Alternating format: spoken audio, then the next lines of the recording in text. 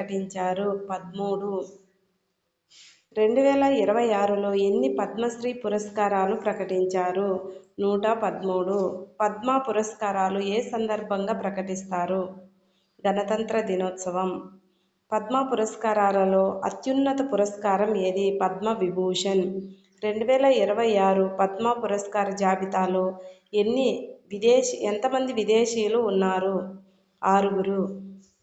2026 పద్మ పురస్కార జాబితాలో మరణానంతరం ఎంతమందికి పురస్కారాలు ప్రకటించారు? 16 మందికి.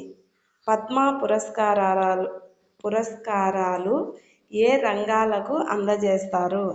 క్రీడలు, కళలు, సామాజిక సేవ.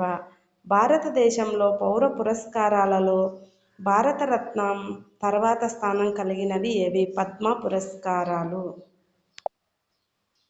పద్మ విభూషణ్ పురస్కారం భారతదేశంలో ఏ స్థానంలో గల పౌర పురస్కారం? 2వ.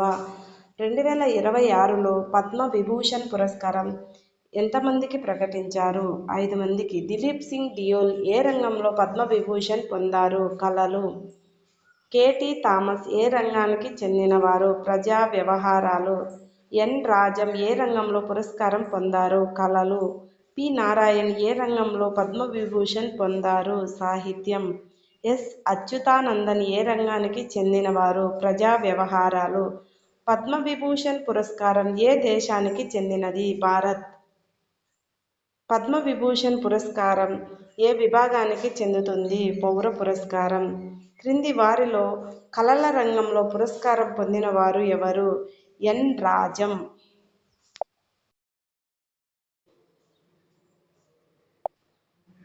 రాష్ట్రపతి ద్రౌపది ముర్ము చేతుల మీదుగా ఎన్ని మంది ప్రముఖులు పురస్కారాలు అందుకున్నారు?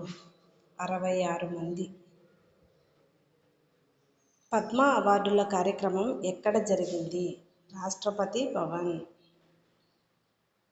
పద్మ అవార్డులను అందజేసింది ఎవరు? రాష్ట్రపతి ద్రౌపది ముర్ము.